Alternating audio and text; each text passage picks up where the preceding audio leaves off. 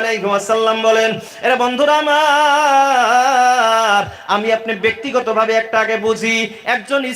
একজন স্ত্রী সে রান্না বান্না করতেছে, রুটি একটা দিছে, তাওয়ার উপরে দিছে, এক সাইড ভাজা হয়ে গেছে। এই সময় তার স্বামী ডাকছে, আপনি নিজেও কি মনে করবেন? এক সাইড তো ভাজা হয়েছে, শুধুমাত্র আর এক সাইড আছে, এটা ভাজার পরে আসুক, এটাই তো মনে করব কি? এটাই না? এক সাইড তো হয়েছে, আর এক সাইড হইতে কয় মিনিট লাগবে? তাহলে এটা 1 মিনিট তো লাগবেই না। এক সাইড হয়েছে, খেলে আর এক সাইড হবো। আল্লাহ রাসূল, আল্লাহর হাবিব বিশ্বনবী সাল্লাল্লাহু তাআলা আলাইহি ওয়াসাল্লাম ইরশাদ করেন, কোন মেয়ে, কোন স্ত্রী যদি রান্না বান্না করতেছে, রুটির এক সাইড পাকানো হয়ে গেছে, ওই সময় যদি স্বামী তার কোনো প্রয়োজনের জন্য ডাকে, ওই রুটি ওই অবস্থায় রেখে যদি স্বামীর ডাকে না আসে, আল্লাহর ফেরেশতারা ওই মহিলার উপরে লানত ভেজে,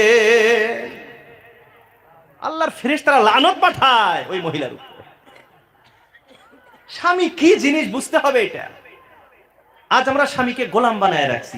স্বামী গোলাম বানানোর জিনিস না, স্বামীকে রাজা বাদশা বানায়।